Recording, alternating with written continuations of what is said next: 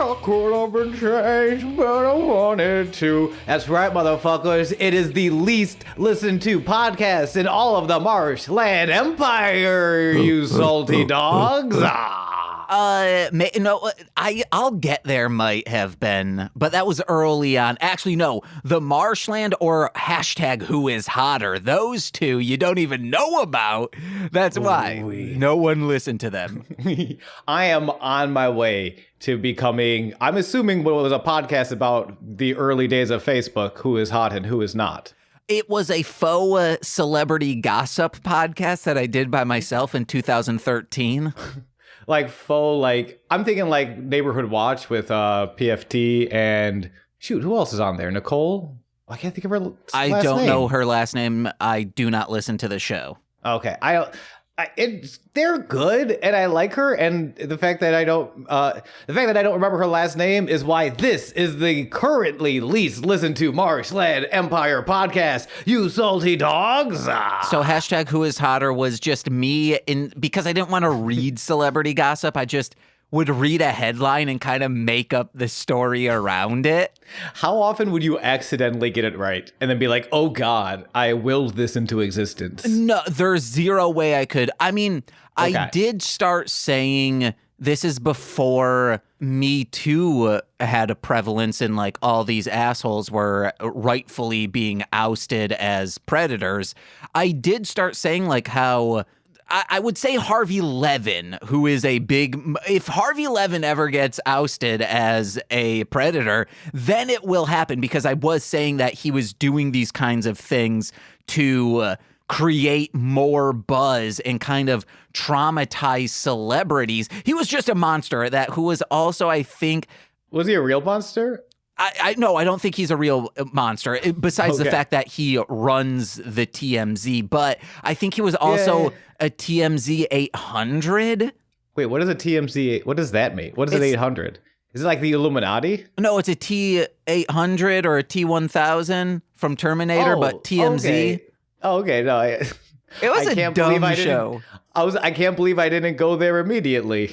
But Sean, you came up in subject of conversation. That's always my least favorite thing. By the way, real quick, speaking of dumb shows, you're listening to Sweaty Time Pro Wrestling on the Marshland Monster Media mega conglomeration. We're seeping into your brain stems and we're leaking in some ooey gooey good wrestling recaps of Lucha Underground Season 1. And this is me avoiding however I came up in conversation, because whenever I come up in conversation, I'm one of your co-hosts, Sean, it's always a bad time. So tell me what happened, other co-host James. Okay, I was gonna say, and my name's James. After you go off on that, that was smooth. That was the smoothest intro I've ever done for this. Sean. Yeah. Does stolen valor turn you on? What does that? Why is that the brand you are associating with my name? Okay, so we were watching a show called Hollywood Chainsaw Hookers. It's a dope-ass movie, guys. Tubi knows me. Yeah. So much so that it fed me another movie, and in the middle, there's this huge dirt bike scene. So they're like, he loves the dirt bike kid. He will also love this movie. So in that, someone says, private dick my ass, because there's a private eye trying to solve a murder mystery, and she's saying private dick, comma, my ass. Oh, that's a fun little line where she's saying my ass, this guy is a private dick, but also it's sexy, and who doesn't like sexy things? No, you didn't let me finish the story. Oh, I'm so sorry. They were dating, and then she walks in on him cheating on her, so she says private dick my ass. Meaning, his dick is not private. It's for the world, I guess. Okay. But I was high, talking to Nicole, who was also high, and I salute her and I go, private, comma, dick my ass. And then Nicole doesn't respond, and I just am vibing off from the stonedness, and I go, Nicole, does stolen valor turn you on? And then I was laughing so hard, I was like, should I tweet that out, but as a poll, just yes or no? And then probably. I was like, nah, I'll just ask Sean it on the show. So it's a poll of one, and I am the one. Yeah. Does it? Kinda, actually. All right. Like, It's not just... Like, It's not role playing. It's not a woman coming in and saying like, hey, what's it up? It's more than that. It's her going around like you go to the mall and she's there. It's kind of like LARPing, not just in the bedroom. This is a full, you know how some couples will go to a hotel bar and meet up and role play like that? That's this, but you go to a baseball, like a softball thing, and she shows up and you're like, oh my God, you're back from the war. Does that kind of shit make you horny, baby? I mean, here's the thing. I wasn't alive, but I'm a big fan of watching old school wrestling, like 70s, 80s style territory stuff, where it's pretty much the long form role play. Like two guys, if you were a bad guy and a good guy, you couldn't drive in the same car together. If you were backstage and a child saw you at a restaurant, you couldn't be like, hey, child, it's okay, I'm not really the devil. No, you have to be the devil all the time. So what you're describing is territory wrestling, and that shit makes me horny, baby. So yeah. Oh, jeez. Was that not the answer you expected? Well, don't answer the questions. No, now I'm just thinking of how many wrestlers were actually playing it off, even though they never served a day in their life. We're like, oh yeah, I'm this. I don't know what you're talking about. Sergeant Slaughter served alongside G.I. Joe that taught us all how to buy more plastic and that knowledge is power. And Jesse the Body Ventura was in the Marines and actually took down a predator. I would say, yeah, no, Jesse Ventura was also a legit Marine. Yeah. Yeah, which is pretty cool. And took down the predator. Yeah, absolutely. And Shawn Michaels got beat up by a bunch of Marines for being a mouthy prick, which counts, in my opinion, as serving. So thank you, Shawn Michaels, for your service. Salute to you. Now all you gotta do is take down an alien, and maybe you'll be half the man that Jesse the Body Ventura is. Yeah, and let us know in a 5-star iTunes review, does Stolen Valor turn you on? Does Stolen Valor turn you on, baby? Does it make you randy? Oh, I'm Randy! Just as if I were watching Hollywood Chainsaw Hookers on Tubi. I really like that that's in... James, how I know you're my friend is that is in your recommendations. Yeah. Yeah, if you're like if your recommendations pop up something called Chainsaw Sexy Tits Galore Massacre Party Volume 7, I forgot the name of the movie already. It was 3 seconds ago, and I've already forgotten the name of this film. Hey guys, if you want to know, seek back 15 seconds. So really, Lucha, I can't do that, but you have that power.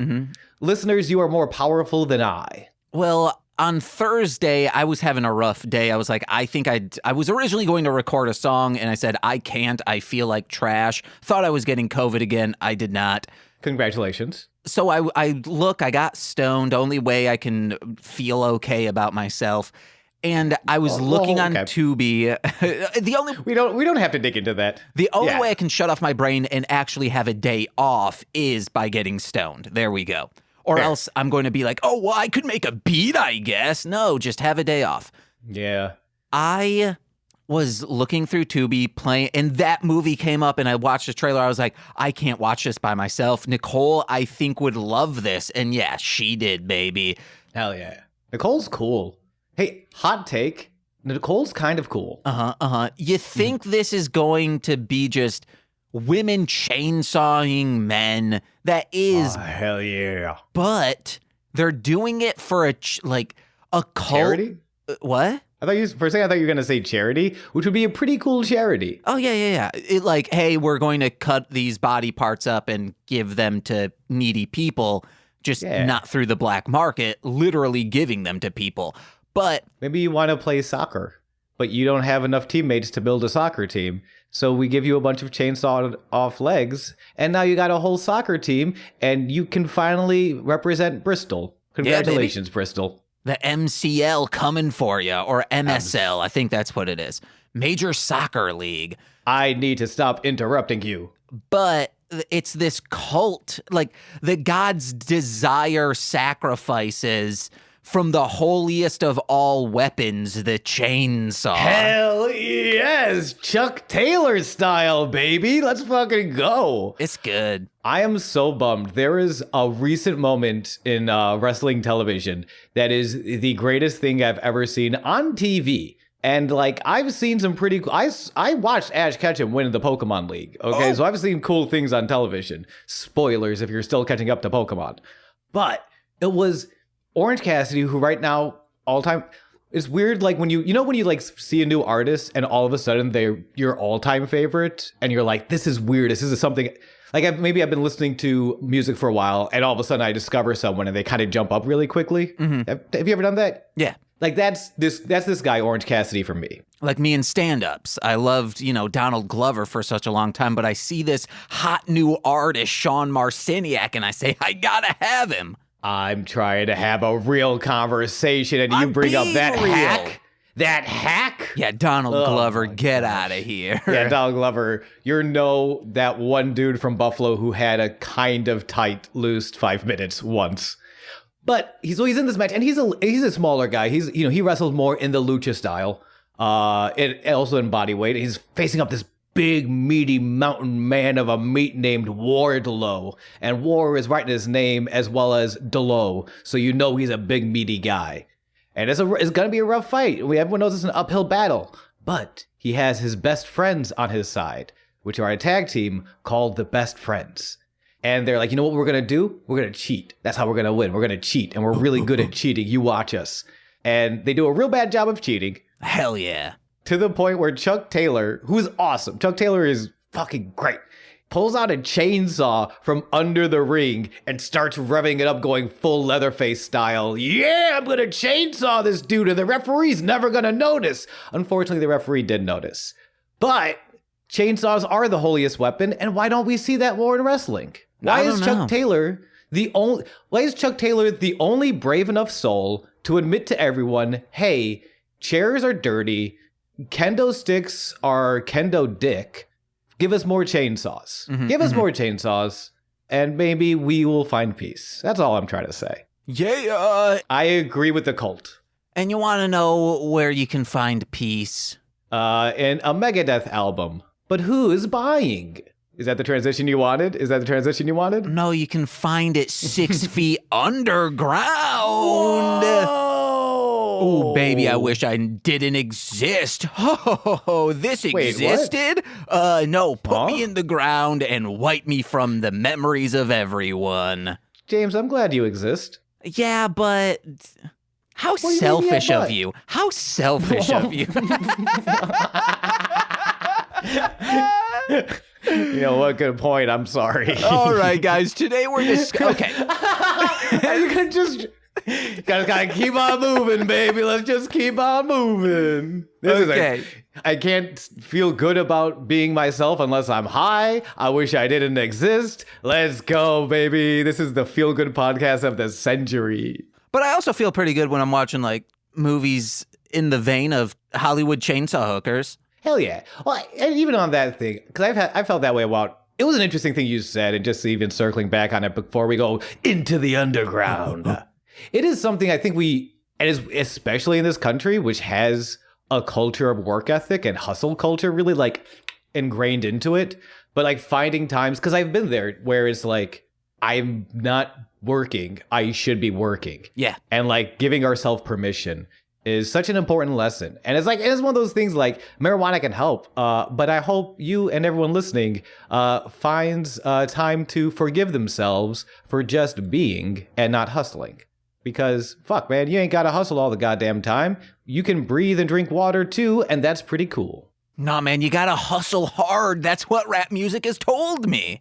But it's rap music also told you to dress like a clown and jump off a roof through some barbed wire. I did most of that. That's true.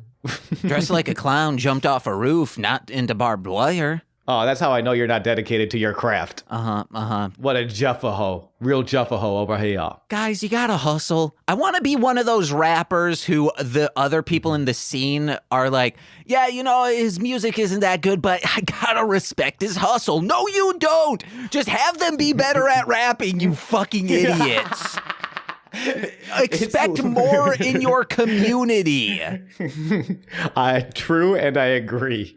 It's one of my all-time favorite movie jokes. It's in my top 10, if not my top 5. Is Owen Wilson from Zoolander, when he's playing Hans, this big male model, and he's being interviewed, and they, so who are your inspirations? I got a lot of them, actually. Yeah, wow. Sting definitely is one of my big inspirations. He makes a lot of music. I don't listen to it, but he's still making it. I respect that. Mm-hmm. And it's like the same, but it's that idea of like, but he's doing it, and that's pretty cool. It's like, but you don't like it. You don't. If you don't like it, you're allowed to just not like it. Speaking of people who put out music that I do like. Me too. The Mighty Boosh. So. Oh, well, wait, what? Yes. Oh. Back in 2013, I started listening to more podcasts, and I believe his name is Rich Fuller. I hope that's his name. That is a comedian. Yes, he's in The Mighty Boosh, if this is the correct person I'm thinking of. And I had known about The Mighty Boosh because it was on Adult Swim, and of course, the old Greg of it all. Mm-hmm. And my friend Adam Sample. I think I made this joke last week too, where I compared him to Adam Sandler, and I did a bad Adam Sandler impression. Yeah, you did. Okay, so that makes it a running bit, baby. Please don't get better at that, or at least don't interrupt me when you do it. James, I'm not good, but I work really hard, and you got to respect that. Oh my God. They used to release each season, I think in volumes, which is weird because each season's like 8 episodes. So it was weird, and they were very expensive. So I started wanting to get into the Mighty Boosh, and I realized, I'll just set my laptop to Region 2, and I'll buy the entire series plus a bunch of bonus features for $15 from England, have it come over for like $5 shipping, and I'll be able to watch all of these. So I'm like loving it. Mighty Boosh. Sean, have you seen it? No. When I said Me Too, I thought you were talking about the album you did send me. Yes. And I jumped on board. So when you said Mighty Boosh, I was very confused. I know of Mighty Boosh, and I know I would like it. I love Noel Fielder. Yeah, Noel Fielding. I loved him on Taskmaster. Mm-hmm, mm-hmm. And like the clips I've seen, I have seen Old Greg. That was incredibly viral when I was in high school. I just never actually sat down with the show. Come over and we'll watch it together on my region-free DVD player that I bought for $15 from a rich person's house here in Chicago, only to find out that it's worth about $350. Yo, hell yeah, buddy. Fucking making deals. Yeah. All right. Find a rich person and let them know you take their trash. So... That's the best advice on any podcast I've been on you on. Yeah. Listen to Grift Horse. That's what it's all about. So, Sugar Baby style. When I get into something, I get into it. I start looking at the people who are involved in it, who directs it, produces, whatever. And this whole thing is a big family affair where anyone who's an extra or a bit part generally was a family member or a personal friend of them.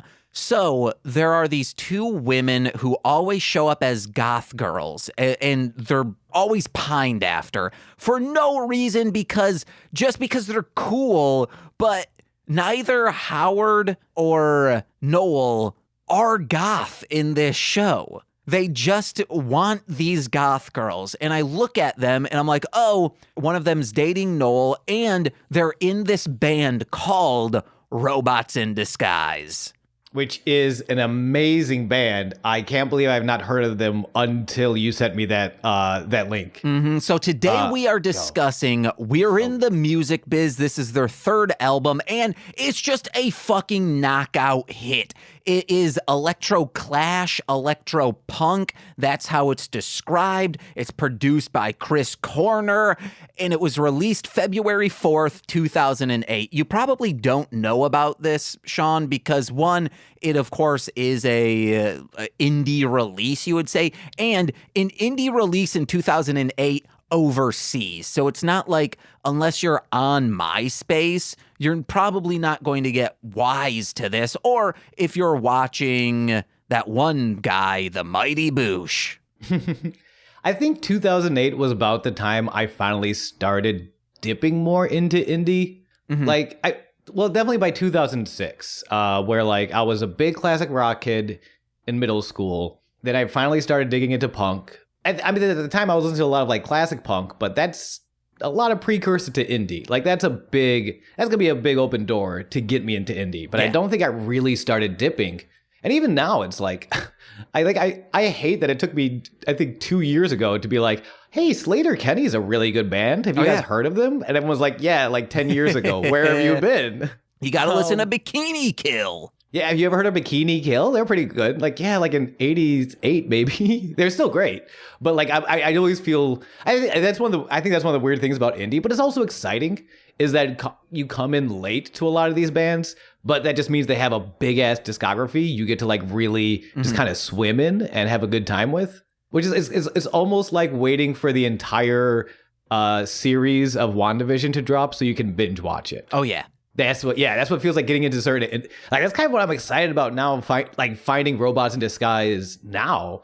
Like I was listening to James sent me a playlist of the album that's on YouTube that you can listen for free on YouTube, but also give them money. Yeah, and then immediately just starts cycling into one of their older albums, and I'm just like, fuck, I could spend an entire day. As far as like styles and sounds go, they go really wide in a great way. Each song is deep, but they do so many. Like I don't. When the first couple of songs, we're in the music biz and like Animals. Have you ever heard of Guitar Vader? I haven't. They're a band. If you've ever played the game Jet Grind Radio or Jet Set Future, you would probably recognize them. They're in the soundtrack to those games. Okay, but like a great Japanese punk band, and like in that like sort of like pop punk, power pop style, and that's kind of what I'm getting as soon as like In the Music Biz hits. I'm like, yeah, this is some fucking power pop. I'm walking to the bus station and I'm in a good mood. And then Tears comes on, and then we get into this like goth, like 80s goth dance fucking track. And it hits everything, and it hits everything so well. I really liked this album. See, Sean, listen to the albums I send you. Oh my God, don't turn this into an attack. Sir, I will have you know, I ran out of callbacks that I was going to make in this position. Okay, but real quick, I love this album. Every single song is fucking great. If you're familiar with my discography, Americana samples I Live in Berlin, but my choices for this, I should also say it is a duo. One plays guitar, one plays bass, and then they have a rotating cast of other musicians to kind of fill in the pieces. And their harmonies too, because they both sing. Yes. And their harmonies are really fun. And also, they're not cadence perfect or rhythm perfect, which I like. One's panned probably like 50% to the right, one is panned 50% to the left. And you can hear like they're not hitting the same exact words at the same exact times. And it feels very natural and kind of chaotic, but in a good way. It's great. So I would say, listen to We're in the Music Biz. It's such a fantastic observational piece on the music business at that time. It's sad, funny, and just very fun. Then goes very hard too. I really like The Sex Has Made Me Stupid, The Tears, and I Don't Have a God. Of course, those are my favorites. And I Live in Berlin.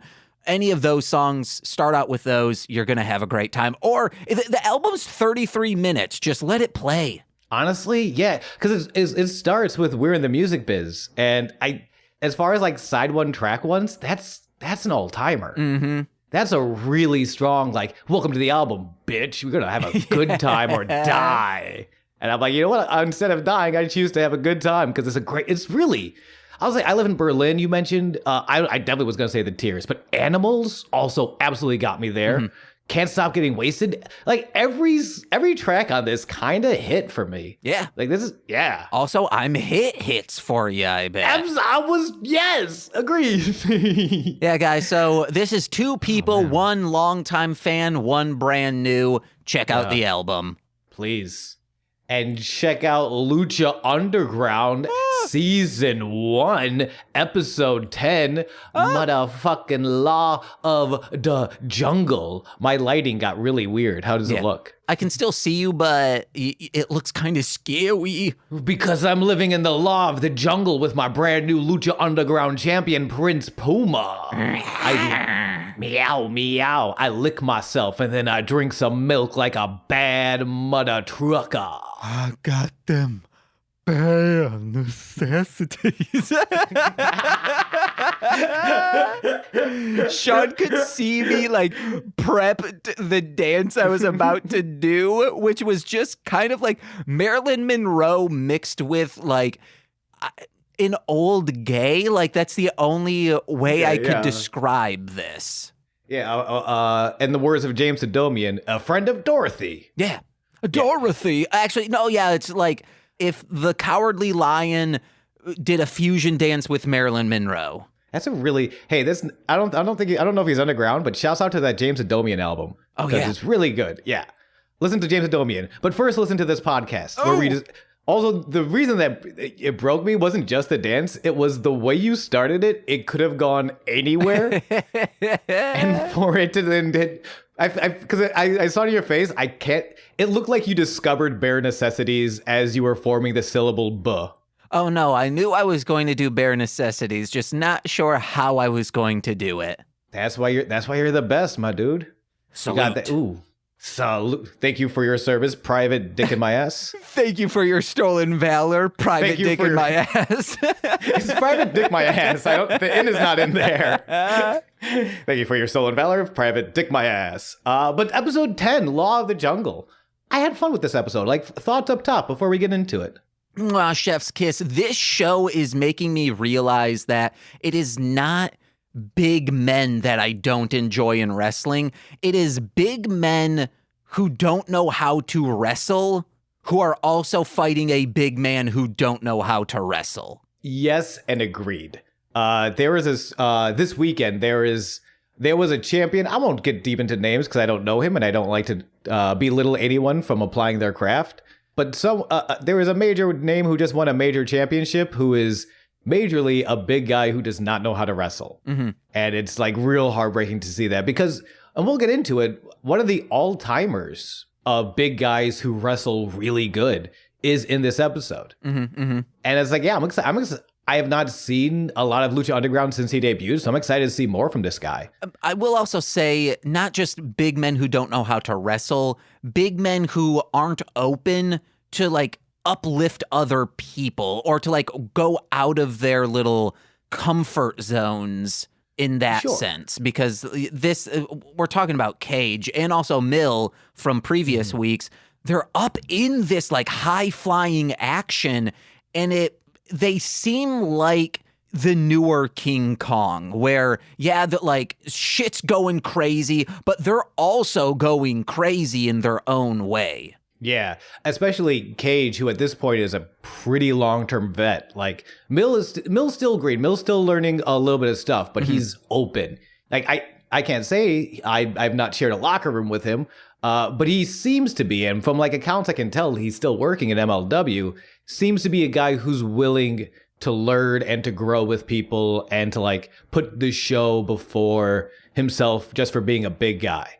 Like, I'm a big fan of, like, Lex Luger, who was a big guy, like, not really the cleanest wrestler, but always seemed to be willing to work. Like, sometimes that's what being a good wrestler is. It's not that you can do all the moves, it's that you're willing to make the show and the product work. Sean, I don't like how you're bringing up Lex Luger. He's not a part of the promotion we're talking about right now, so it just, like, it just feels weird to me for some weird reason.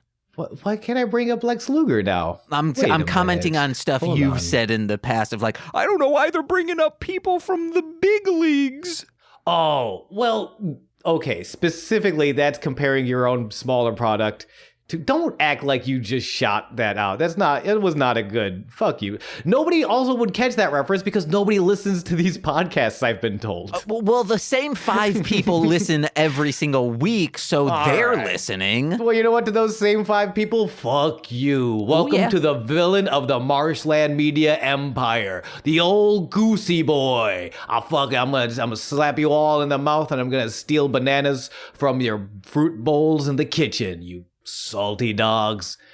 But no, in regards to that, it wasn't about, because I love, Vampiro does it all the time where he references, and I never have a problem with referencing older wrestlers or legends and stuff like that. It's when you're straight calling out guys who are still working on the bigger promotion that you're like, you probably don't want to compare yourself to the multi-billion-dollar company. But it's not the multi-billion-dollar company. It's the independent contractors. Yeah. Exactly.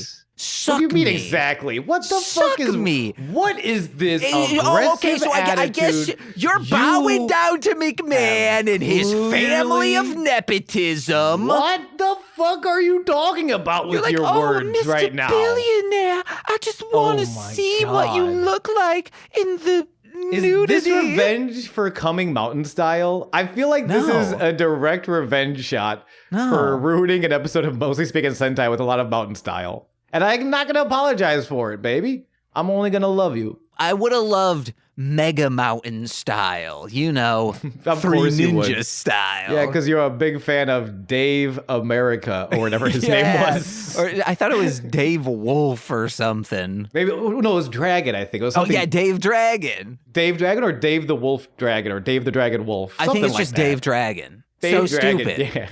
So dumb. Listen to that episode on the channel feed that you put that episode on. Patreon.com/MLM pod. Hell yeah, baby.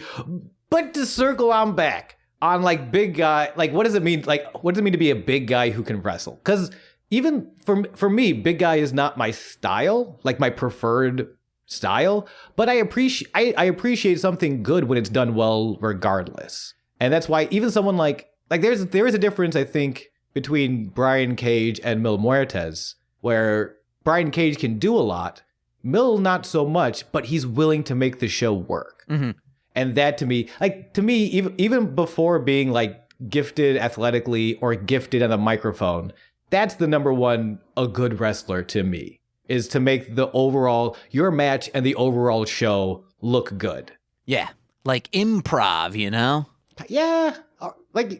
I hate to compare anything to improv because improv sucks. You love improv, man. Matt Besser, you meet me in the middle of the ring and you bring Ian, you bring Amy, you bring whoever, you bring Matt Walsh. I don't even give a shit. You bring both Matt Walshes, the problematic one and the lovely one. I don't care. I'll take them. I'll take you all down. I'll do it with a gusto and a tear in my eye, baby. The issue with this is he might also bring Chris Gethard, who will also bring Colt Cabana, and Colt will just DDT you to death. Please don't bring Kiss. Oh, I did not think about Kiss Gethard. Oh, don't bring kissy face Chris Gethard. I beg of you. He'll kill me. He'll kill me dead. I gotta Have we finished any train of thought yet? Phenix is getting his shot, Sean. Okay, yeah, sorry, yes. Quick recap of the Dark, because we've been doing that. Dark match was Son of Havoc defeating El Americano, who is our boy, Ricky Mandel in a mask. Cool to see. I'm excited to see what they did with Son of Havoc. We talked about him in the last couple episodes. Mm-hmm. They're revamping him. They're giving him more opportunity, and I love him. I love that Son of Havoc guy. And I like the recap this week goes back farther. Because and you can feel I like when these recaps go back a little farther because it means we're tying up storylines. Yes, and then we see Phenix. Yep. We don't need to recap the recap. We don't know. We've already recapped this stuff. Yeah, but nobody goes back and listens. Oh my God. And then Joe, we see Phenix in the... Oh, I'm doing it, James! Okay. Oh my gosh. Tell me how I'm a bootlicker for the billion-dollar company again. You just want to see Vince McMahon's veins bust open while they're busting in you. Does that. That's how Busta Rhymes got his name. It was based on Vince McMahon busting his veins. Mm-hmm. Phenix is in the office with Dario Cueto. This is true. And Dario laying it on thick too. The whole I'm an honest man and I need to be honest with you. Oh, Phenix, I fucking love you. You're amazing. You jump off shit. I love you so much. I brought you here for a reason. And the reason is your destiny, nose wipe. And I touched upon it. The big deal is going to be an opportunity. A sort of you scratch my back, I scratch yours. Where Phenix is getting he's getting a title opportunity to embarrass Puma and Conan, which will be good for Cueto because he hates those guys. And then Phenix gets the title, which is good for Phenix because he is a noble warrior and he wants the belt. Phenix has been very much like a say little, speak more with your actions, but has been such a good baby face. He's been such a hero.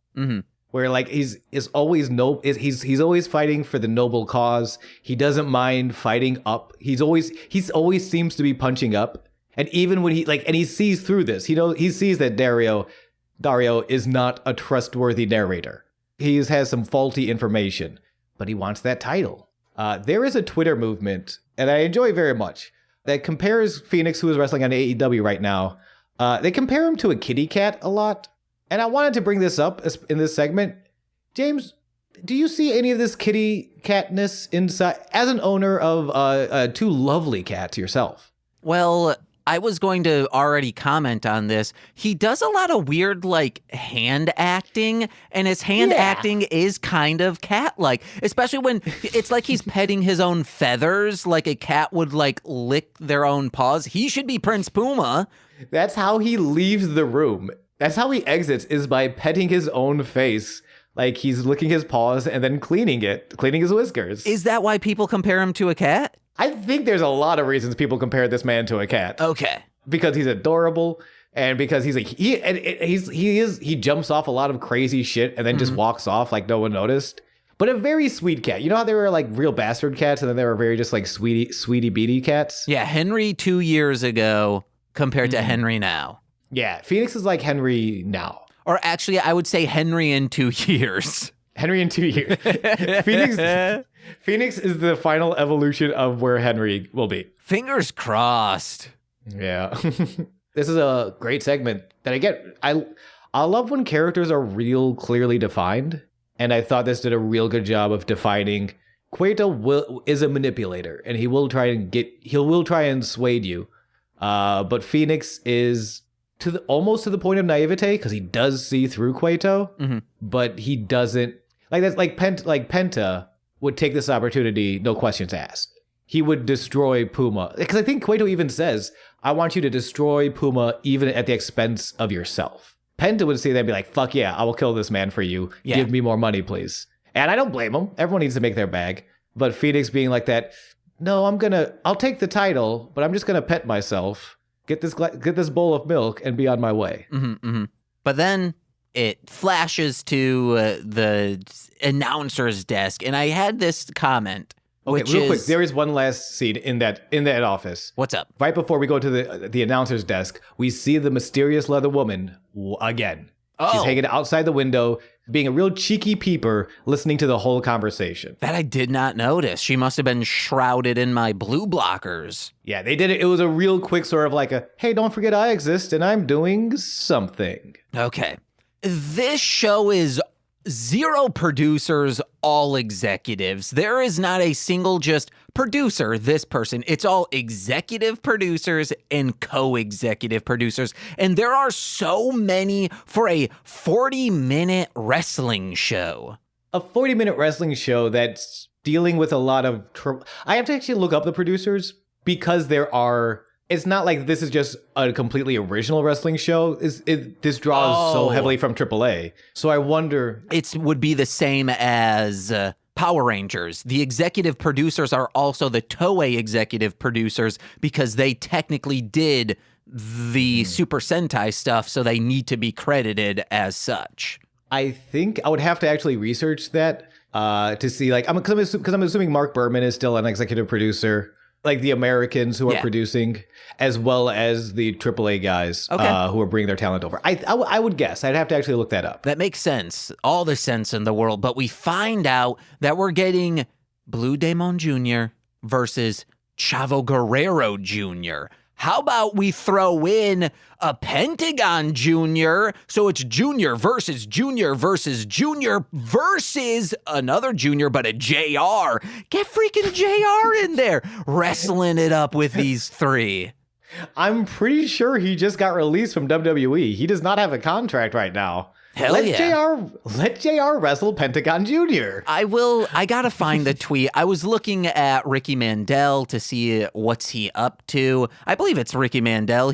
We've talked about him, right? We just talked about him earlier. He wrestled in the dark match in this episode. So I believe it was him, tweeted out like, I was trained by this person, mentored by this person, like huge wrestlers, and toured with this person. Someone bring back Lucha Underground so I can work some nepotism. Like it was just like a very funny tweet that I'm like, yes, this is good.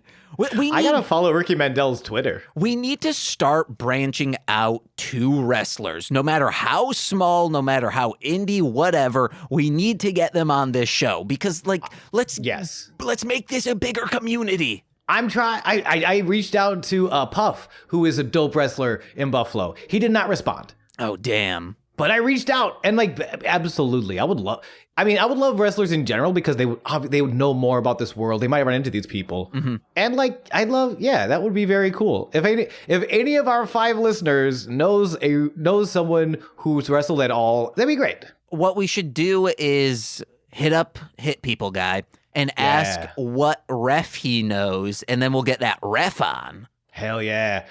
I'd love to get some referees, man. I got a referee in my chat too. I should ask him to guest on the episode sometime. Hell yeah. But let's get back to the episode until a wrestler joins our podcast. JR. So technically, it's not a match. They do clarify it's a confrontation. Which is always weird to announce. Like, hey, we got this match because they announced the title match at the main event. It's going to be Puma versus Phenix. We have the rubber match, the best of 3 between Drago and King Cuerno. And also, Chavo is going to talk to a guy. Sean, that's what I do best. If I'm in a wrestling competition, when the hell did you get here? I'm getting thrown out right away. But if it's a confrontation with Mr. Guerrero, Mr. Damon, as well as Mr. Gon, I think I could... Mr. Gon? Well, very good. The tiny dinosaur from Tekken 3? Well, no, Mr. Pentagon. Oh, okay. All right. It's Mr. Pentagon, you didn't know, is just 5 Gons stacked on top of each other, wrestling. My God, what a scoop. Now, JR, I would be remiss if I did not bring up the fact that in one of your most famous confrontations, you did get set on fire. Pretty badly. I actually kind of love it. People... Really? You know, they're sadomasochists. Mm-hmm. Sure, I've heard of that. Sadism and masochism. Well, there's also that for arsonists. Some people like to set the fire. Some people like to be the fire. Damn, JR. Now, I know we got to keep going, but real quick before you leave, JR. Yeah, what's up? I do have to ask you, does stolen valor turn you on, baby? As long as I'm on fire, anything will turn me on. Oh, hell yeah. Thank you very much, JR. Get the fuck out of our podcast. I see ya. God damn it, Jim. He comes out of nowhere. He just punches me, then takes my mic. I would give it to him. I should say something, but it's pretty entertaining. And sports entertaining. I feel like... I don't think it's an anti-mask thing, but he does remove all the wind screens, even the internal one. What? Why does he do that? Maybe it's because he's like, I don't want any of your spit, but sometimes it could blow out the microphone. Man, JR is blowing out his asshole with his fart breath. Don't say that. I didn't want to. I ran into the middle of a sentence with no way out, James. I had to fight tooth and claw to get back to this episode and our first match, the 4-way elimination match with 4 brand new wrestlers. 4 of them. Count them. 1, 2, 3, 4. Yeah. We have Aerostar, who is a AAA staple since 2003, known for huge flying spots, including like if you have a lighting fixture, he's going to jump off of it. Oh, and you better believe he's a real-life action hero. He looks gorgeous in this match. Argenis, who is described as a mix between Silver King and Dr. Wagner. Expect the mix-up of high-flying and grounded mad stuff. He is the son of Dr. Karante, brother of Mystico, and Mini Murder Clown, who all you need to know is that his name is Mini Murder Clown. Hell yeah. Whoop whoop.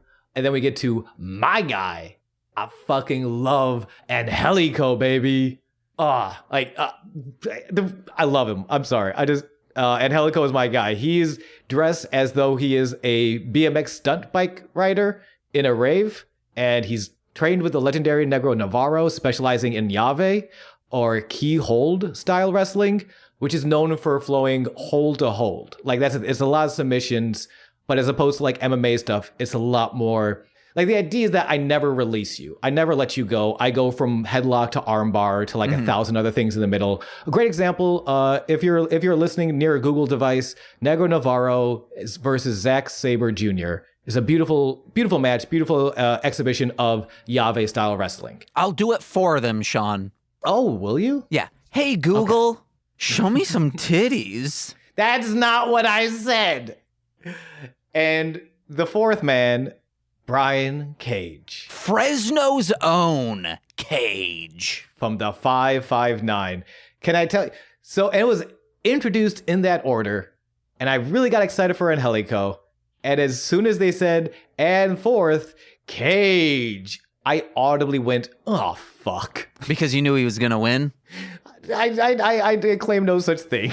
But a little, because I was just so excited to see Angelico. I'm like, yeah, let's see what Angelico can do. Oh, fuck. And it's no knock on Cage. Cage is great. And I love what he does. Yeah. But yeah, I mean, yeah. And just remember, he's a machine because he wins. Mm-hmm. He's a man. No, he is a machine. Well, no, also, cages aren't machines. He says that. He's like, I'm a cage. That means I'm a machine. And it's like, cages are not machines. No, but this one is. This cage is a machine. Unless it's one of those kennels, those cage kennels that you can put a dog in, that it slowly gets smaller and smaller just to terrorize the little mutt. That doesn't exist. I don't Hold know. on. We make a lot of fun, humor, jokey jokes on this podcast.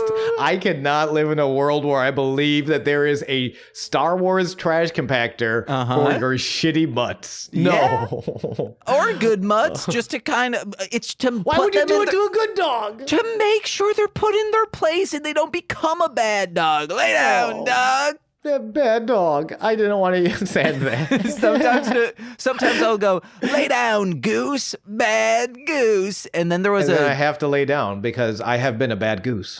There was a new American Dad episode where instead of wearing big dog, Stan wears bad goose stuff. Wait, what? Oh, because they couldn't clear the rights to Big Dog? Well, then they like trash Big Dog later, but it's just like a goose on there. And I was like, lay down, goose, bad goose. Cage is a very interesting career too. Cage, by the way, huge. Out of they even mentioned they refer to him as the odd patch on the quilt, like the opposite of everything Lucha. In that, when you think of Lucha, you do think of modern day high flying. Like even the llave guys are usually a little bit smaller, so they can move a little quicklier is the idea. Mm-hmm. But Cage is this big, like American, what we kind of expect from American wrestlers to be very big and very jacked, but also moves very quickly. He kind of can do everything. He was on the road to be a big WWE guy, and from what I could tell, kind of went to their developmental territory in Florida, Deep South Wrestling, at just a weird time where like they were kind of like in between developmentals. So when Deep South closed down and cut off ties with WWE, he just kind of fell through the cracks. Mm-hmm. You know, it was one of those things like he never really just got the chance. I got a brand new procedural CBS drama. It's called The DevelopMENTALIST. Okay. It's this guy, Oh, you have more. Yeah, it's wrestling crimes. He goes, he solves it all. The DevelopMENTALIST. Okay, and this definitely isn't something you just put together on the spot right now. Yeah, no, it is. That's how my brain works. I can come up with $1 billion idea every day, Sean. Okay, let me know when you do. DevelopMENTALIST. All your favorite wrestlers will be there. It's kind of like the Jellystone or the Marvel Cinematic Universe, but for wrestlers. You had me at Jellystone. Uh-huh. Mr. Cage, also known as Mr. Get Your Shit In, gets his shit in quickly.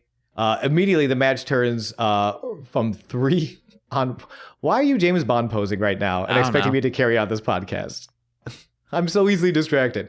Least listened to podcast on the network. Mr. Get Your Shits In gets his shits in quickly turning the match 3-on-1. Advantage Cage. Mm-hmm. Like, everyone was immediately like, we gotta take this guy out. But for as much as this was, and you can, that's the reason I went, oh fuck, is like, this is gonna be a showcase for Cage. We've seen, I think, up 2 or 3 promo packages for this guy. I think at 3. this point.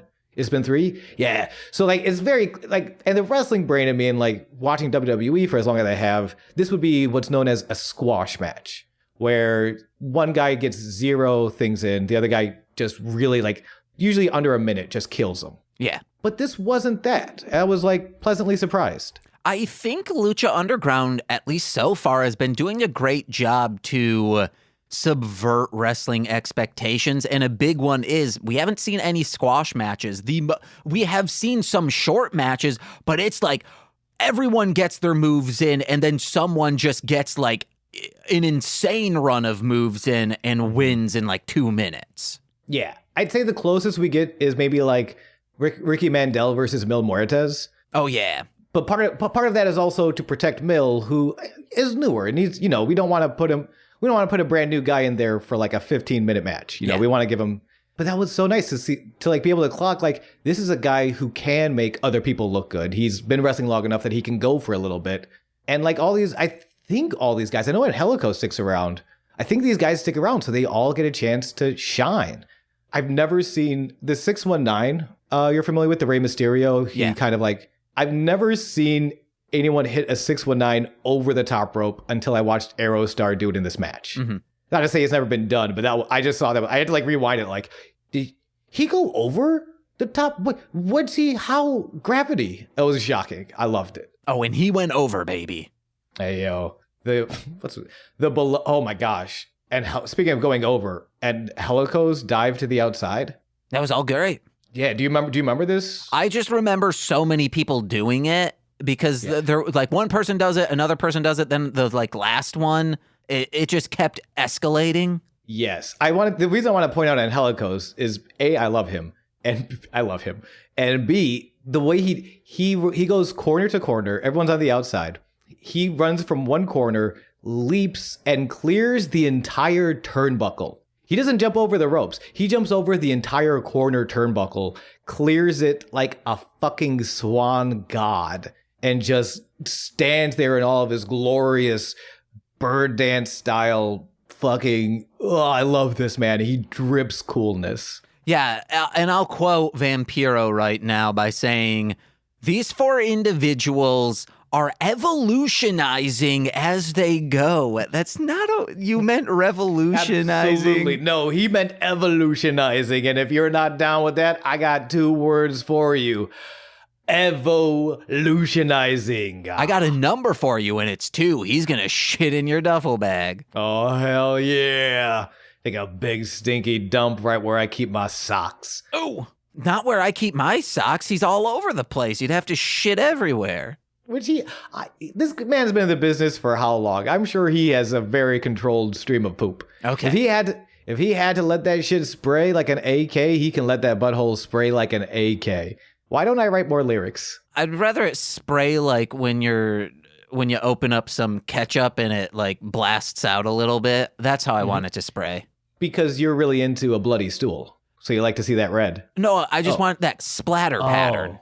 Okay. I want Dexter to have to come here. And it's like, well, I deal with blood. And they're like, there could be blood in this shit, dude. I was going to say, if I'm there, there's going to be blood in that shit. Because I am into 2 things. Stolen valor and bloody stools, baby. Hell yeah. How do you get your stool bloody? Oh, that's the secret for me to know and you to never find out. Unless you just subscribe to the Patreon. Ooh. babies. My friend Socks has bloody stool because he eats too much dry food and doesn't drink enough water because he's stupid. I hope one of the 5 people listening is like not super familiar with like your body of work and does not know Socks is a cat. Yeah. And it's just like, who the fuck is James hanging out with? If I said Henry, then they'd be like, who the fuck? Socks is obviously a cat. I don't know. I could see a dude. I could see like in a 1960s Little Rascal style gang. Yeah. Just, hey, I'm Socks. I rub quarters together and I kick people in the shins. Yeah, and my dad's trying to make sure I don't eat too many potato chips and crackers, so I quit. Or actually, my mom's really mad because, normally I got skid marks, but now I'm spotting. And she thought, hey, I got a boy, I don't got to worry about that, but too bad. Too bad, Socks. Socks the Little Rascal. Yeah, I love me some saltines, but the taste of water makes my tongue go sour.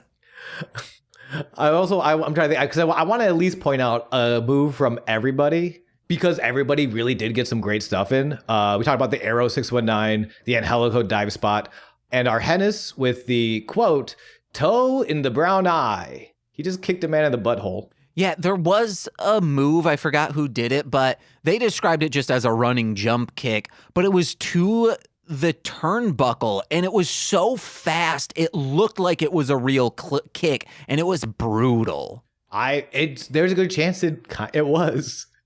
I mean, maybe like to pull at the last minute, but yeah, these guys are all working a very hard style, and I'm thinking 2014, we're approaching we're in the era of strong style, which was spearheaded by Shinsuke Nakamura in New Japan. We know. Which was a revitalization of the All Japan. Hey, I'm just gonna slam you on your head real hard and then hit you in the face real hard, and everyone's gonna buy tickets. Mm-hmm. So like, I don't know. It was a great looking kick. I'm trying to. It might have been. It was either Arhennis or Angelico, I think. It was one of those two. But it's fucking great. I think Brian Cage leap kicks someone out of the air. I'm just like, God. We'll get to as the match wraps up.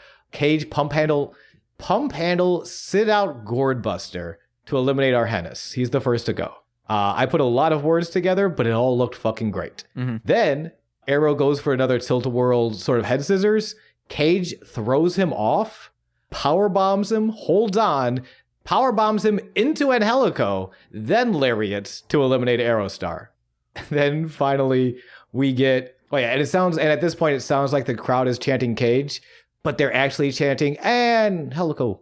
You can't hear the Helico, but that's definitely what they're chanting. They're not chanting Cage. No, yeah. Why would anyone chant Cage? I was like, this dude's getting over. They're cheering for this bad man. And see, that's what they want you to think, but in actuality, they're chanting for Angelico, clearly. They just, the Helico is silent. Let me have this. Let me have this, James. It's not. It's Cage.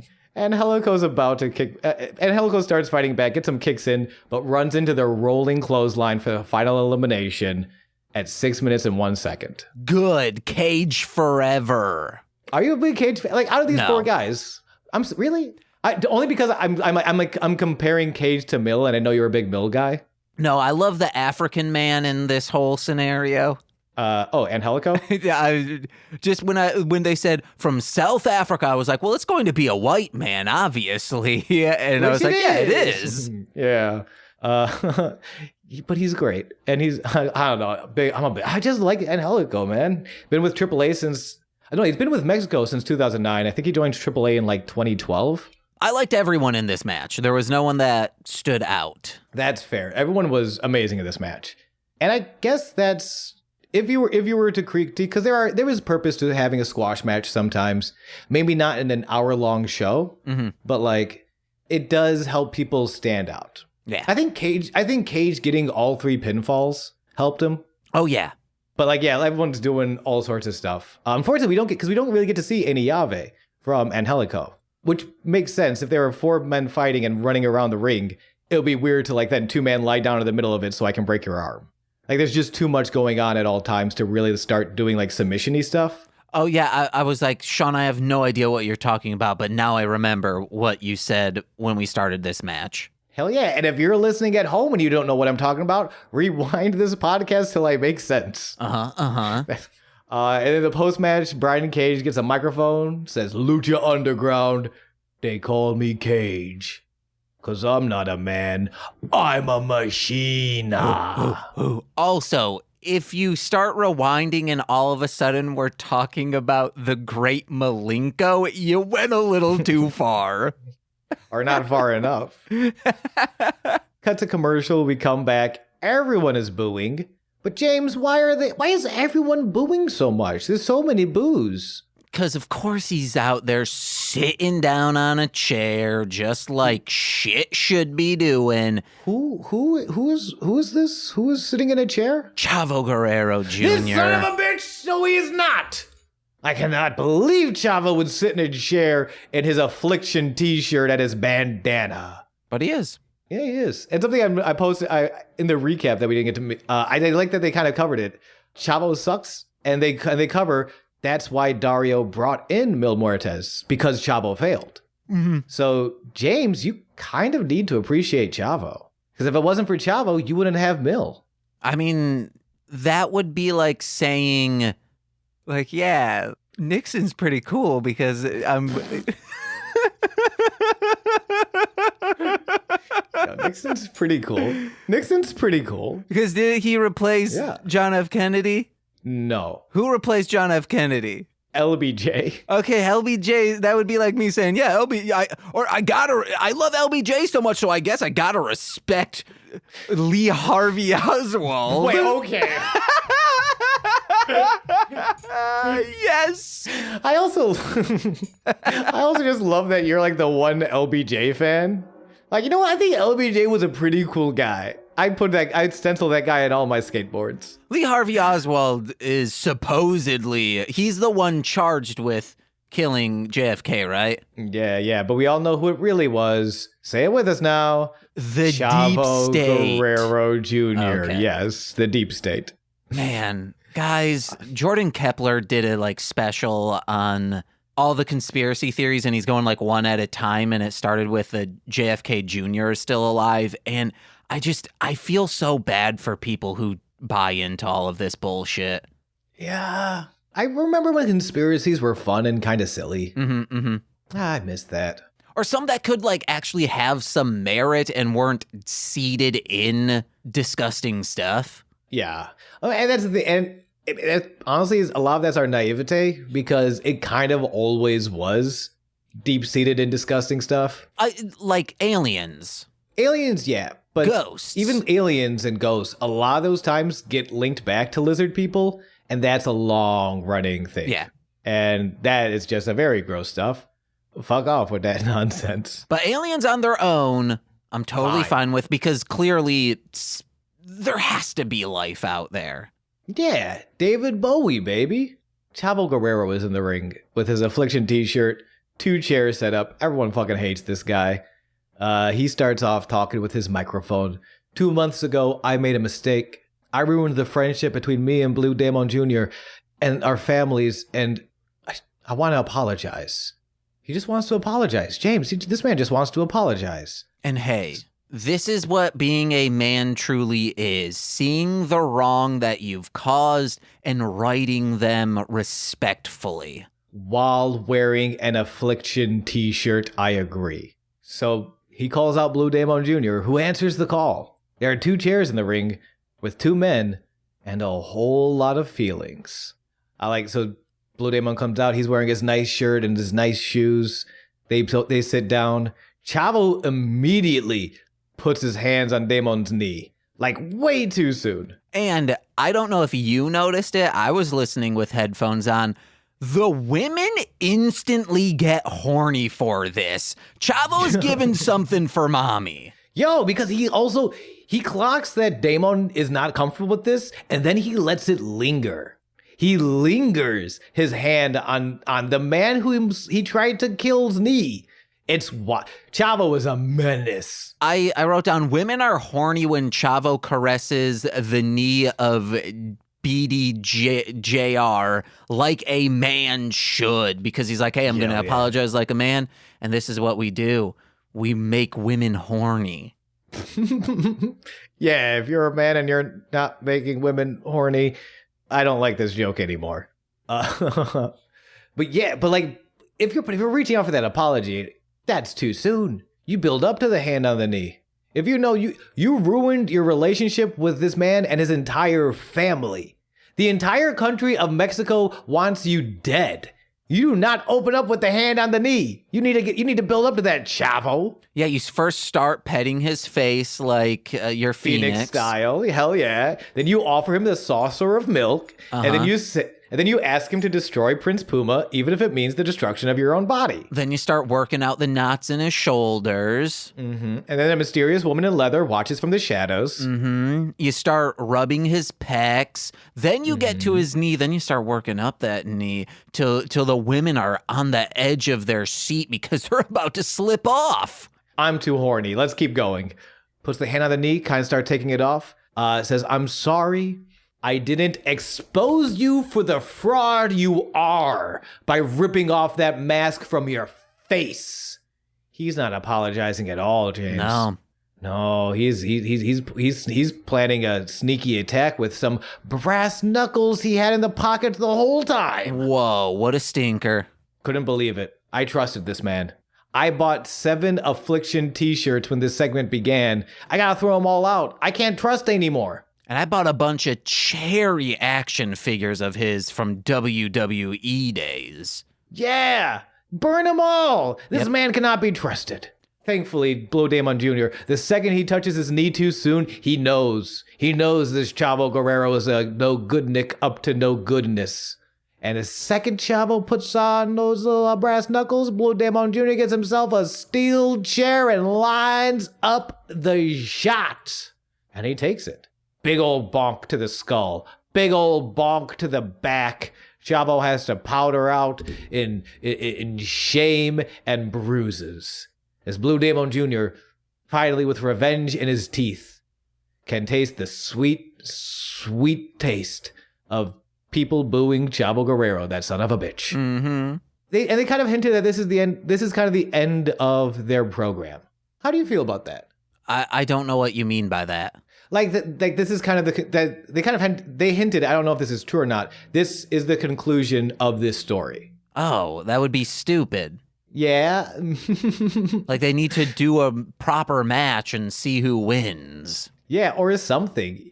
Like we were promised the entire country of Mexico is going to kill Chavo Guerrero. You want to know what? We have a TLC match, a table, ladders, and chainsaw match. Yes. We bring in Chuck Taylor. They have to climb up the ladder to get the chainsaw to saw through a table, and that's who wins. Yeah, but there is a table, but the T stands for Taylor because it is a Chuck Taylor ladders and chainsaw match. Okay. I'm just trying to get Chuck Taylor booking. I just want to get him a payday if I can. This is what they have to do. They have to climb a ladder to undo Chuck Taylor's from a live wire. Yes, is a Chuck Taylor in a live wire ladder match. Mm-hmm. You have to save Chuck. I meant like the shoes. Oh, okay. Like when you throw shoes up on a power line. No, yeah, that's what I meant too. That makes more sense than what I was thinking. Or he can just be dangling upside down. Yes, he can. Yes, he can be dangling. We got a dangling Chuck Taylor in the sky. And he's going to pass out eventually, so we need to make sure we cut him loose. And then stick to your times. Stick to your times, guys. He has a key inside his mouth that he will give you that will unlock the chainsaw in a cage, because Cage is also just standing above, like hunched over on all fours, and he's like, "Oh, I'm a cage, bitch. I'm a machine."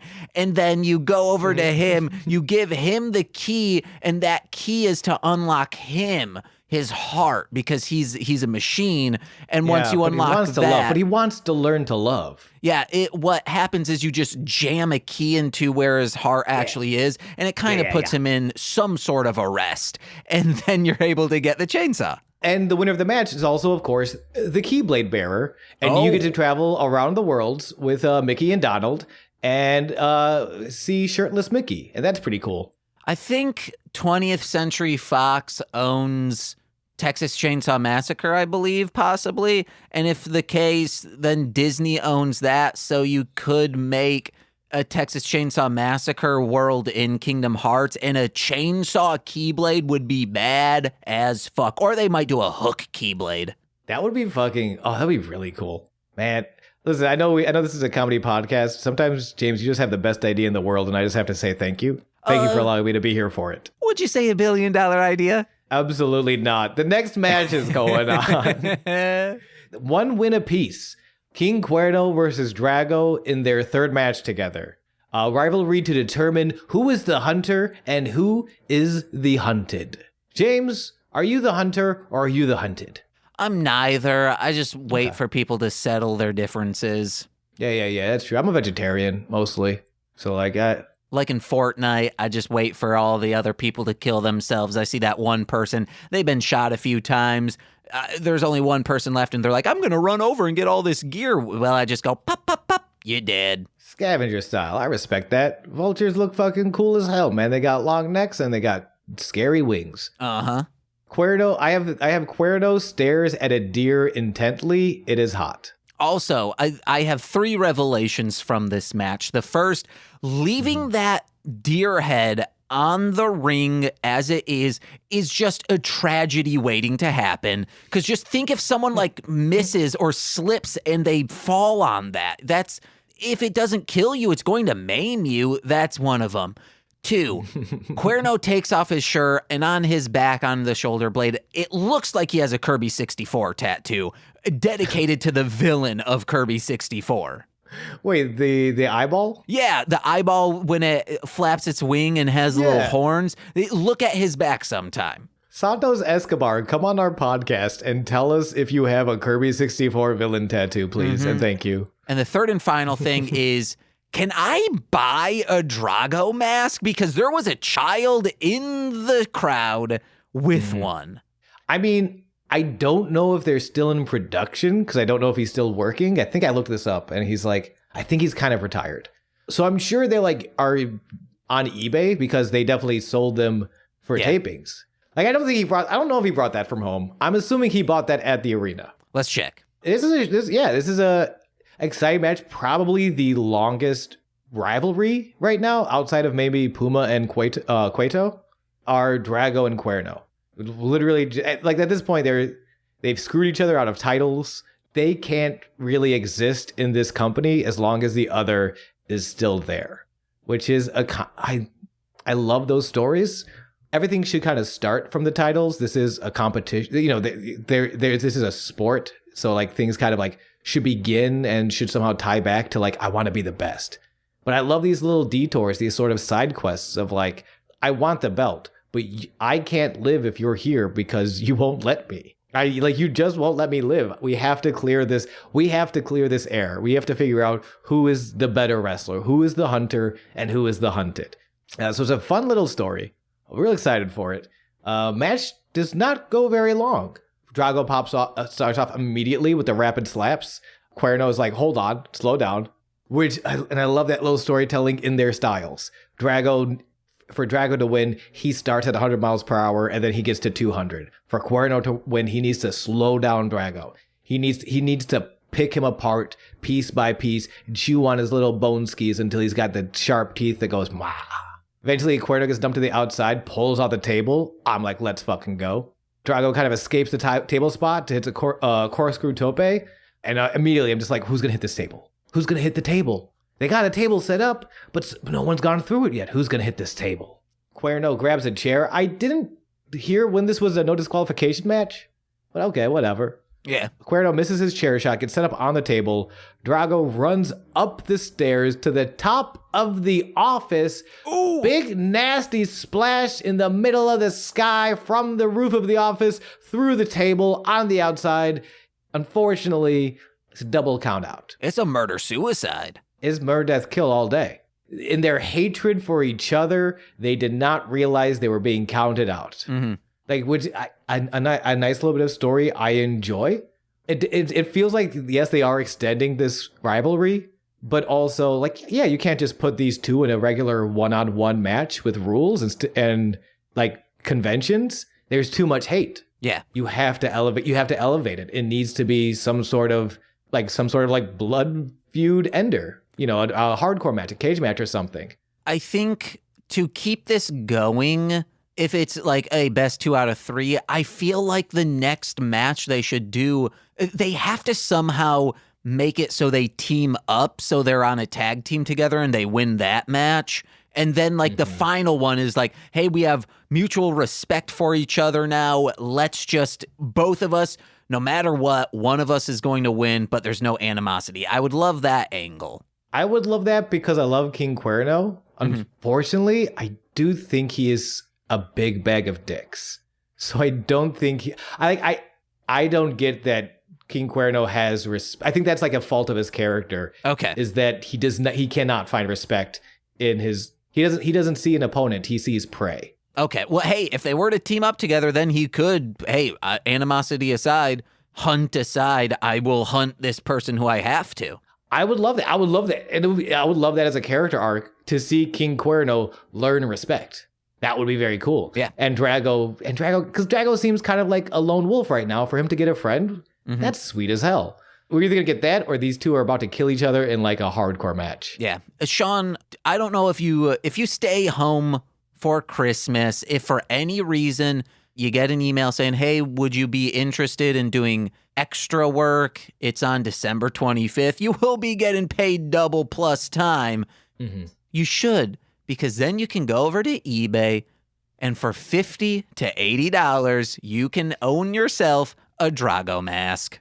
Okay, 50 to 80 bucks. That's honestly not as bad as I thought it would be. Based on a show that's, gone off the air 2017, I think. It's been off the air for a little bit. He might have been wrestling in AAA. I think that the masks are being sold from Mexico.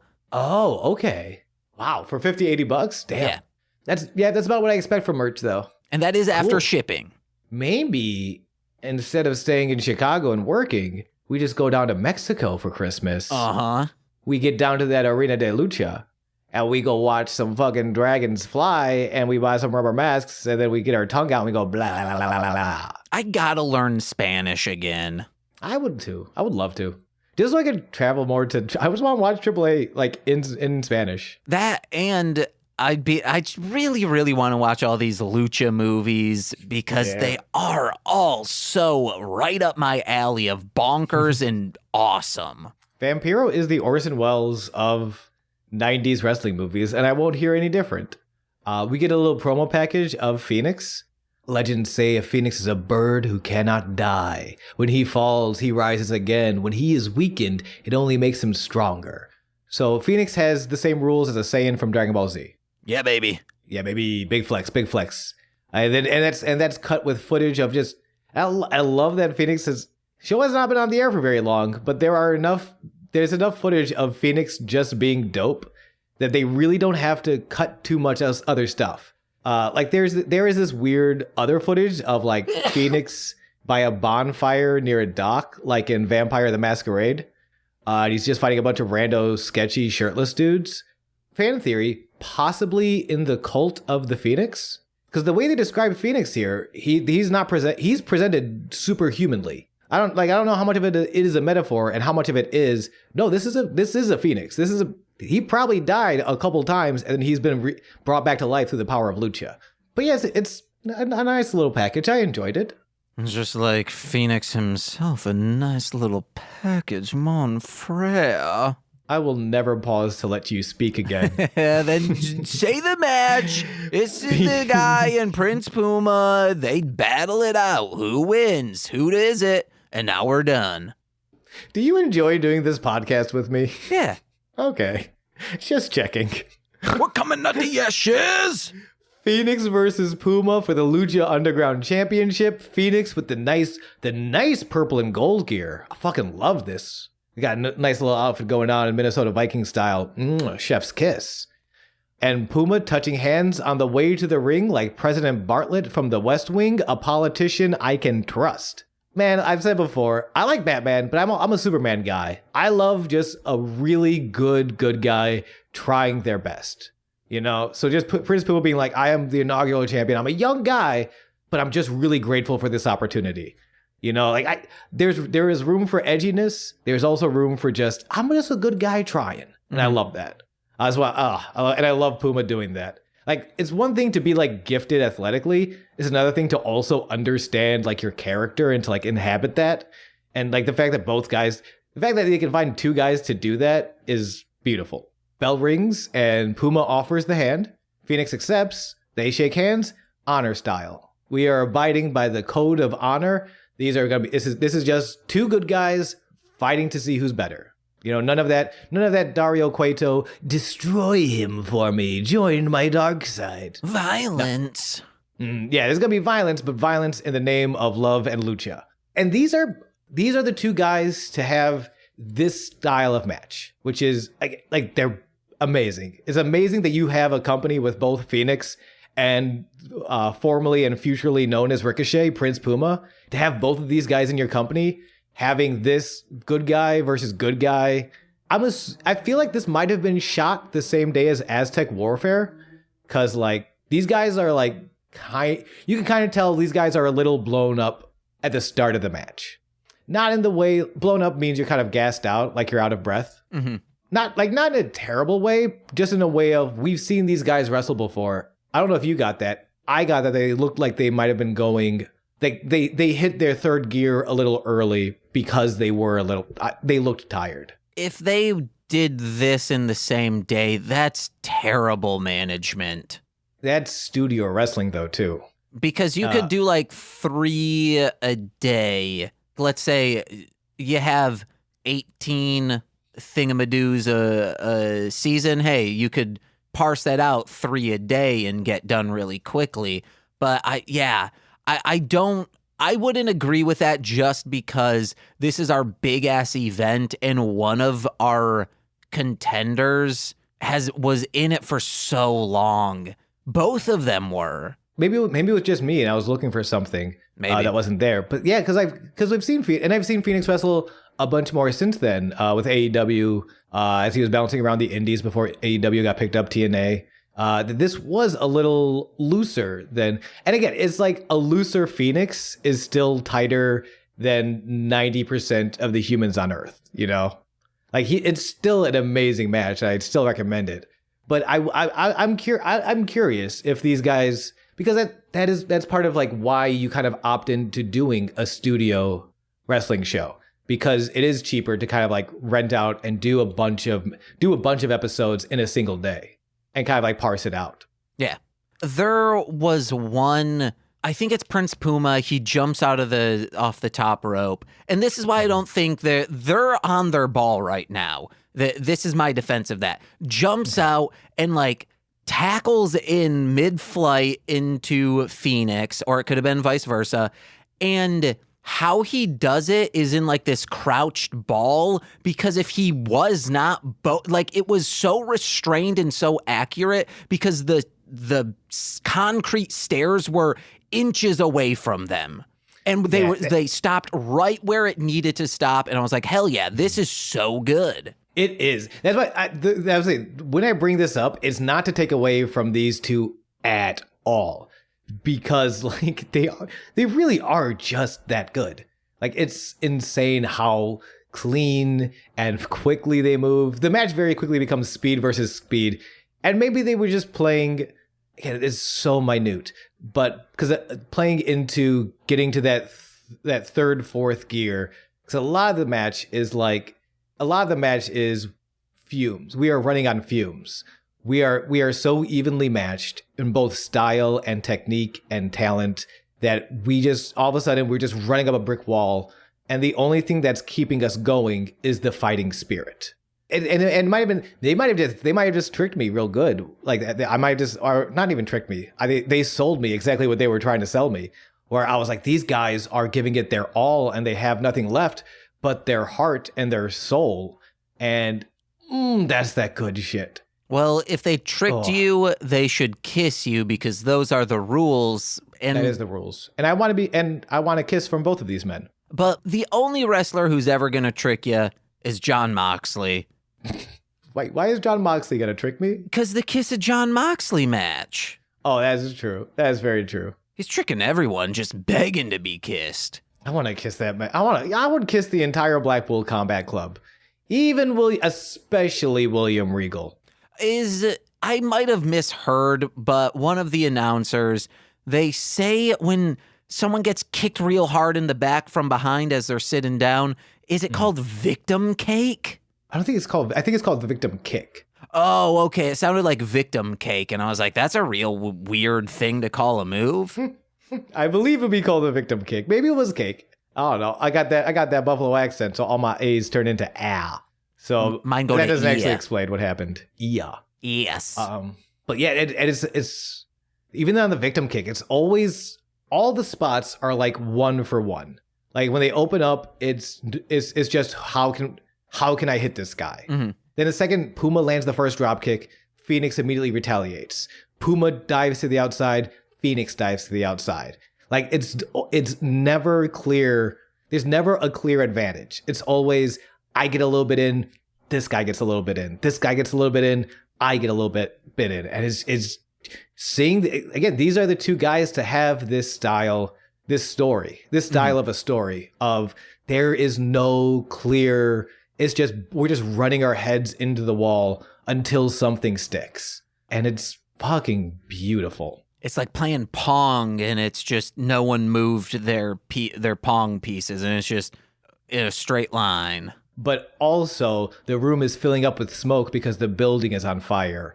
Also, the winner gets a shiny new belt, and the loser gets kicked in the nuts by Mil Moritez. What they should do is have a cage match, but the cage just slowly closes in on them. Enough of this terrible contraption you've designed to punish my beautiful Jasmine, which was the name of my dog growing up. Oh man, Jasmine's cool. Would have been an even better dog if they had a cage that slowly closed. Anywho. I like there's a spot where Stryker calls I think it was Phenix puts Puma into this. Stryker calls it a bow and arrow crucifix stretch submission. And Vampiro says, it's like jazz, man. You call the notes. I don't know what they are, but I know how they feel. Mm-hmm. And that's like, I think verbatim how we treated this podcast, where I get way too technical, but that's like how I view the jazz. And you're like, I don't know, man, it made me happy or it made me angry. Yeah. I just like, I like that mirrored us. So you are Vampiro and I am Matt Stryker. Yes, guys. Two lovely ladies who trying to take over the world convinced their boss man, who's just not doing it for them, to kidnap me so they can use me as a sex slave. Yeah. Getting to the match, we have a lot of near falls towards the end too. A lot of like 1, 2, 2.9, not quite. Oh, we get I'm jumping to the end because there's so much of it. They do so much in this match. It's beautiful. Phenix scores 2 near falls in a row, but loses his Phenix driver. He's setting up for his Phenix driver when Puma counters it into a sit-out tombstone pile driver, which looked brutal, and I loved it. Puma climbs to the top rope. Phenix with that Shoryuken rising palm strike to slow him down. And then Phenix climbs an adjacent top rope. So Puma's sitting on the top rope. He just got slapped in the face. He feels real bad. Phenix does a classic Phenix spot, which is a tightrope run. No, which again, never seen until I started watching Phenix matches. This dude will just run on the top rope and then kick you in the head. But Puma has studied Phenix. He knows it's coming. He sidekicks Phenix mid top rope run, which just everyone involved, for Puma to have the timing and the ability to kick him like that, Phenix to be able to hold his balance and complete the run and still get kicked in the stomach, to land perfectly for the 630 splash, which Puma hits for the 1, 2, 3 at 12 minutes and 11 seconds out of nowhere. Puma pulls it out, retains in his first title defense of the Lucha Underground Championship. And that's it. That's the end of the episode. We're over. Puma wins and we all go home happy. Yeah, nothing else is going to happen. Oh, fuck. And Helico comes out from behind the stage, and he beats the shit out of everyone. He pulls Vampiro's jaw off of his skull, and Helico takes a lightsaber. He kills his father, and then he kills the Emperor. Then Helico takes a bag of sand, and he steals a golden idol, and he fucking books it from a boulder, and then he punches the boulder in the face. He takes King Cuerno's deer head, throws it in a cage that just keeps slowly closing. Okay, enough of this. I'll call it like it will happen. I call it like it happened. And Helico does not come out. Cage comes out. And he's slowly closing in on you. I mean, yeah. Phenix is already rolled out. Like, both guys are absolutely spent. They are drained. This match has taken everything out of them. And Cage just got done crushing everybody inside of him as he slowly got smaller and smaller. Mm-hmm. He gets out there and this rolling clothesline, this rolling lariat looks so good. And he takes Puma's damn head off. And he is, quote, sending a message that the number one contender is simply a man called Cage. Oh. Also, I would like to say, in this slowly closing cage, there's safety measures. Like, you put in the kind of diameter, the measurements of your dog. So you will need to measure a dog, and then you plug that in, and there's kind of like sliding locks that you put on so it will not get smaller than your dog is. I'm so glad you waited till the end of the episode to let people know that the dogs aren't dying. They're just being psychologically tortured. Yes, that was the thing, to keep them in their place. Did you think that would make me sign off on You think I'm okay with psychologically torturing dogs? I'm going to throw you in a cage. Well, you better, you son of a bitch, and make sure it closes tighter and tighter slowly. Before we wrap this up, so we've seen Cage now for 3 weeks. We finally get to see Cage. How do we feel about it? I kind of want to track how we feel about Cage as we see more and more of his character. He's cool, and baby, he also knows what mommies want because he starts stripping in the ring. Hell yeah, he does. Oh my gosh. I like him. I like him a lot too. Yeah, I like that he is kind of the one, and I'm just a dude, but I'm a really big dude. I don't have he's the one guy that I don't have magic. I don't have secret Aztec blood. I'm just really jacked. Yeah. Please let me kill you. 2 thumbs up. Yeah, this was a fun episode. A lot of fun stories moving forward. My man and Helico is here, and I'm very excited to see more of him. And Cage is gonna do some The crazy thing about Cage too is, yes, he does hit his big man moves. He can slam you out of anywhere. He can powerbomb you out of anything. He hits a deadlift superplex, which is very hard to do. In addition, he can flip and Hurricane Rana and do crazy high flying spots too. I don't think he did it this week, but he has, and he does. He's flying lucha style topes. He really, whatever match style you want to do, he can fit, which is really, really rare to see from big guys like him. Mm-hmm. Real excited to see him. The Hulkster used to do it a lot. Oh yeah, the Hulk was really known for adapting to other people's styles and making other people look good. That's true. When you think about Hulk Hogan, you think about how generous he was. He'd do those scissor flips, whipping around the Iron Giant, Andre the Giant, and just no, it was Vin Iron Diesel, Giant. Yep, and just whip him real hard. Man. Yep, then he would land on J. Jonah James's desk and thwip him a few pictures of himself without his shirt on, and J. Jonah James would say, "Hell yeah, I like these pictures of you. What's your name?" And he said, "I am a machine." And then Brian Cage was watching that as a child and said, "I'm going to steal that one day." Mm-hmm. I fucking hate Hulk Hogan. Dude, you love the Hulkster. He's all... guys, I love the Hulk. Hold on. I can see Sean's room, and there's 5 posters of just Hulk Hogan from the 70s, 80s, 90s, 2000s, and TNA his Hulkster. run, yes, in his run as TNA's mainstay. Well, that's only because I come a lot, and I don't want to get jizz on my walls. Yeah, so you get it on the Hulkster. Oh, hell yeah, you know I do, baby. James, I'm going to plug real quick, and I'm going to ask you to plug real quick. How does that sound? James is nodding silently, but just so you know, that means let's fucking go to the plug section. You know me, I'm GooseVK on twitch.tv/GooseVK. We just finished up a little bit of No Mercy with Winona Ryder. So if you're into Heathers or Beetlejuice, as well as wrestling, this is the podcast for you, and that's the Twitch stream for you. Check it out. Hey guys, head over to MLMpod.com to find out information about my other podcasts. Go check those out. Also, tell a friend about this show. If you enjoy it, do it. Give us a 5-star review on Spotify or iTunes. Let us know. Does stolen valor turn you on? If anything else, if you do not get to tell anyone about this podcast, just ask all of your friends and family if stolen valor turns them on. We need to know. Yep, I'm compiling statistics. And then finally, head over to patreon.com/MLMpod, where for $5 a month, you get exclusive content every single Friday. Oh, baby, it's so good.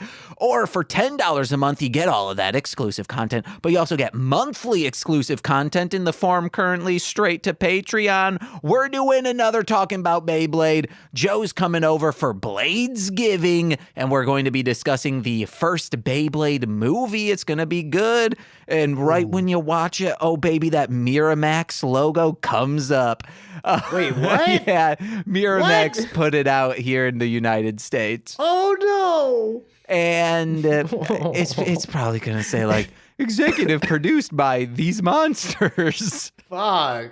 And then that last thing. Oh, and then you get shout outs on every single free feed podcast. So let's begin with those, starting with Steve F. I don't do this bit anymore, remember? Eric Berry of Ranger Command Power Hour. I can't do this. You told me not to do this bit anymore. Alex Z, the was. You locked me in a small cage. Orion, a.k.a. Defo. He's a rapper, D-F-O. That slowly closed in on me. Kayla, a.k.a. Two Grapes. Wouldn't want that to happen to her. You said there were locks and safety procedures, but I didn't see any. Jordan B, the Chaos Witch. And you made me promise. Joshua Jacobs, my Bickle, my brother in common law. With a tear in my eye. Oh my God. Sean's forever rival, soon to be best friends with Comatose, Steve Barnes of Sweet Child of Time. That I would never interrupt you during the plugs. My mother, the womb in which I emerged. Or the Patreon shoutouts. And finally, Lil Corey's BFF and roommate, Shane. And I held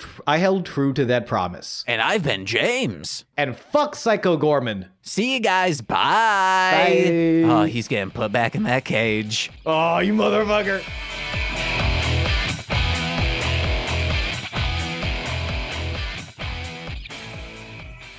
Oh, yeah.